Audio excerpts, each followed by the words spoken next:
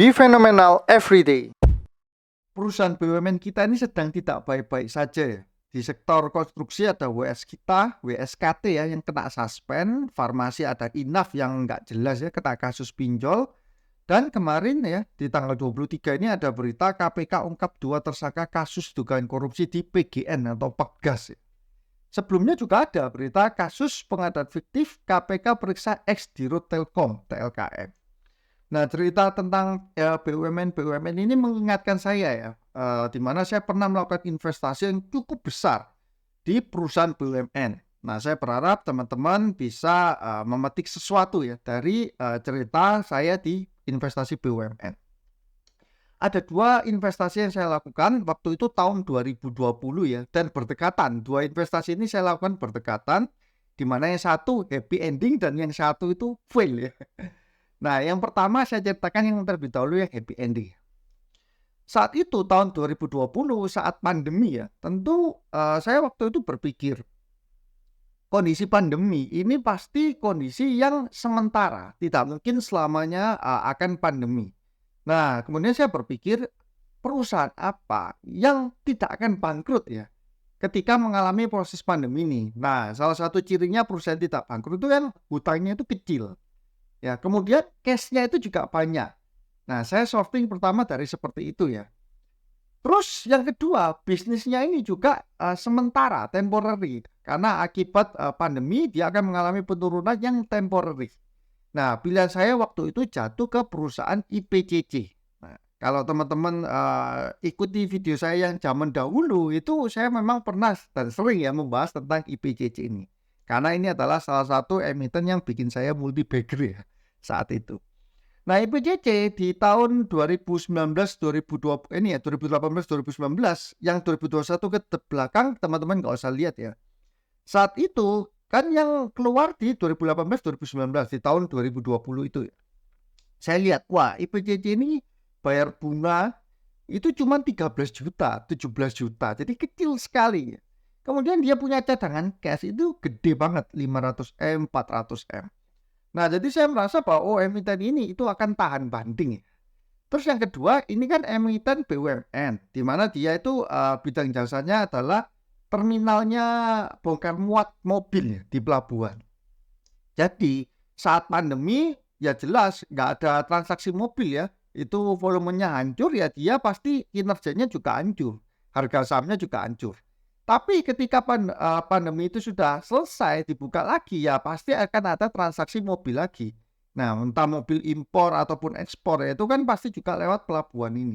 Karena hal itu saya memikir bahwa oh ini sementara, penurunan yang terjadi di IPCC ya waktu pandemi ini ya drop sampai tinggal 200-an, 220-an. Ini pasti bersifat temporary. Akhirnya saya ingat waktu harga 270-an itu saya masuk ya. Saya mulai masuk di IPCC, kemudian saya akumulasi terus-menerus. Saya bahkan average up terus ya. Jadi sampai average terakhir saya itu di 390-an. Nah, ketika sudah penuh muatannya, dan waktu itu portfolio saya sudah hampir 80% isinya IPCC saja ya.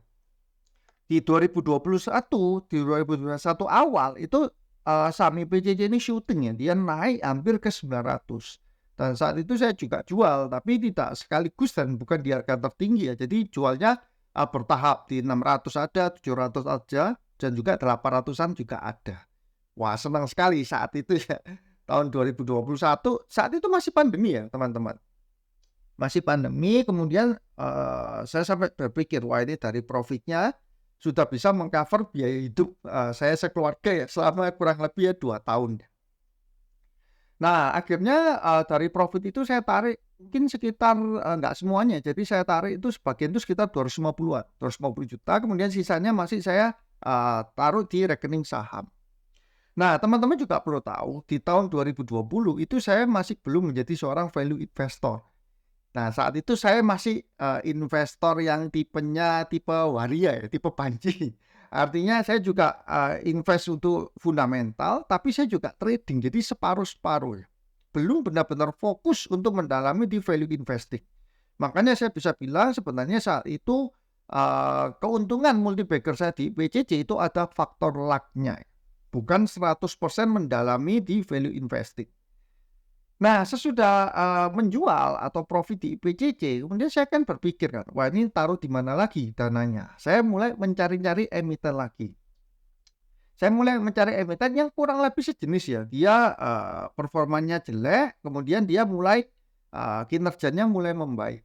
Dan saat itu jatuh pilihan saya kepada emiten Crash. Nah, ini adalah emiten pembawa bencana ya bagi saya di tahun 2021 itu. Emiten Crash ini saya lihat ya sebelumnya, oh dia ini kinerjanya kan hancur ya. Kinerja tahun-tahun sebelumnya 2017, 18, 19 ini hancur semua. Terus di tahun 2019-an kalau saya nggak salah ingat ya, itu ada pergantian direksi. Jadi direksinya maju namanya Pak Silmi Karim.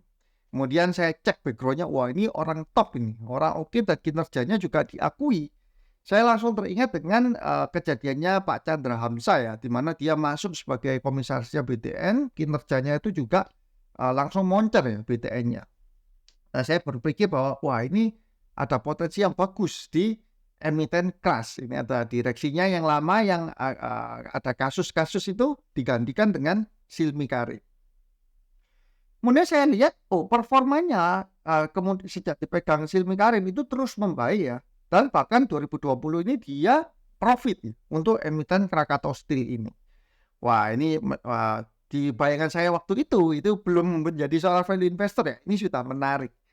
Kemudian ada sentimen positif lagi yang ditambah dengan waktu itu, nah ini ya penyelamatan ekonomi Jokowi, ada PMN, dana PMN yang dikucurkan ke perusahaan-perusahaan BUMN dan salah satunya Crash ini juga kecipratan ya, kecipratan 3,5 triliun ya. Nah ini ya, Krakatau Steel menerima 3 triliun ya, 3 triliun, Krakatau Steel terima 3 triliun, jadi kecipratan uang 3 triliun. Terus hutang-hutangnya pun juga berhasil direstrukturisasi. Nah, atas beberapa hal itu, saya memutuskan, oke saya mulai akung membeli saham Crash karena saat itu pun Crash itu sedang naik ya. Sedang naik, kemudian sempat terjadi koreksi. Nah, jadi saham, ini yang Crash ya. Jadi Crash ini sempat awal Januari 2021 itu naik sempat ke 865, kemudian koreksi turun ya ke 600-an. Nah, di level 600-an ini, itu saya mulai masuk membeli saham Crash. Mulai akumulasi average. Nah, kemudian setelah average, ada berita positif lagi, yaitu wah Silmi Karim, direksinya itu beli juga. Ikut-ikutan borong saham Crash, guys. Jadi ya, wah itu menambah kepercayaan diri. Ini direkturnya saja juga ikut membeli. Dan kalau teman-teman lihat, kinerjanya pun itu bukan bertambah jelek. Jadi di 2021 dia malah profitnya itu tinggi ya. Jadi 2020 dia profit 300M, 2021 dia profitnya hampir 1 triliun ya, 800 miliar. Nah, di sini saya saat itu belum sadar bahwa emiten Crash ini adalah emiten cyclical ya. Sebenarnya kenapa dia profitnya bisa tinggi? Bukan hanya karena manajemennya yang berubah, tapi karena dia ini saham cyclical. Harga besi saat itu juga sedang tinggi-tingginya. Nah ini teman-teman lihat ya, harga komoditasnya itu kan tinggi, lagi tinggi-tingginya saat itu juga. Nah ini di 2021 ini. Karena saat itu masih investornya separuh-separuh ya, suam-suam kuku. Jadi belum full value investing, saya nggak terlalu menyadari gitu, nggak terlalu notice bahwa ini sebenarnya cyclical si Crash ini. Jadi saya masih berpikir, oh ini manajemennya ya yang bagus ya, yang bisa membuat dia kinerjanya menjadi turnaround. Sehingga ketika harga saham Crash ini mengalami penurunan 2021 ini kan dia sempat sempat tertinggi 800, kemudian 700, 600, 500. Nah ini saya masih nggak terlalu khawatir ya, bahkan saya masih terus average. Saya pernah menyimpan ya portfolio Crash itu, nah ini ya. Saya bahkan average saya itu ada di 640-an ini. 640-an dan ketika saya screenshot itu harga sahamnya itu di 476. Floating minusnya minus 106 juta saat itu ya. Oh ya, yang si IPCC itu saking saya happy-nya ya dengan transaksi di IPCC itu saya sisakan 1 lot ya. Hingga hari ini itu masih ada. Nah ini average terakhir saya di IPCC 390. Waktu itu saya jual per di 600, 700, 800. Nah, di tahun itu pun saya juga masih ingat itu ada berita, itu HRC ya. Jadi, Crush ini membangun pabrik HRC, kemudian ada Jokowi bareng datang ya. Wah, untuk meninjau wis tak pikir-pikir lagi itu wis bleketek lah, nggak ada gunanya begitu-begituannya. Nah, itu membuat wah emiten ini juga masih digadang-gadang saat itu ya, 2021. Tapi ternyata pergerakan saham Crush ini kan hancur ya, dia terus turun dan paling parah terakhirnya itu, Pak Silmi Karimnya malah, cabut ya. Dia, ditugaskan ke Dirjen Imigrasi. Nah, itu tentu menjadi berita yang sangat buruk ya bagi, emiten Crush sendiri. Karena Pak Silmi ini kan yang berhasil mendrive ya untuk, perusahaan Crush dari yang awalnya kena kasus, dia berbalik menjadi laba. Harga saham Crush ya yang dari terakhir 400-an itu kemudian sempat turun terus ke level 300-an dan akhirnya ya saya cut loss lah untuk saham Crush itu. Saya menderita kerugian juga ratusan juta ya di saham Crush ini. Transaksi di Crush itu ya benar-benar, saya jadikan pelajaran yang sangat berharga di mana, oh iya ketika kita mau benar-benar investasi ya di suatu emiten kita harus belajar benar-benar menyeluruh. Tidak bisa hanya sepotong-sepotong saja, tapi harus benar-benar mengerti detail fundamental perusahaannya. Tapi saya merasa beruntung juga di mana ya Tuhan itu baik ya. Saya dipertemukan oleh orang-orang itu yang, mau untuk, mengajari dan menasihati ya supaya saya beralih ke full value investing. Dan ada 2 orang yang cukup berpengaruh, yang membuat saya akhirnya berubah haluan menjadi full value investor. Yang pertama itu adalah, ada teman saya yang bule. Dia seorang bule, jadi keturunan Kanada kalau saya nggak salah ya. Dia seorang hedge fund. Jadi dia mengelola dana dan kliennya itu, dia masukkan di saham US. Dan yang kedua itu adalah teman saya yang seumuran dengan saya, yang akhirnya juga menjadi partner saya dalam investasi saham ini. Setiap kali melakukan kesalahan investasi, sebenarnya itu malah membuat saya tuh geram ya, ingin belajar lagi, lebih semangat, lebih giat lagi. Karena saya percaya, kita melakukan kesalahan itu karena kita itu belum ahli saja. Orang kalau sudah ahli, pasti dia itu akan lebih minim dalam melakukan kesalahan. Ya, ibaratnya seperti pemain bola lah. Orang yang berlatih bola sudah 10.000 jam, tentu akan membuat kesalahan lebih sedikit dari orang yang latihan bolanya cuma 100 jam kan. Jadi ya saya anggap kesalahan investasi yang saya lakukan ya karena kemampuan saya yang saat itu masih minim. Selain itu saya juga masih bersyukur ya, kesalahan-kesalahan investasi yang saya lakukan itu di usia-usia saya seperti sekarang ini.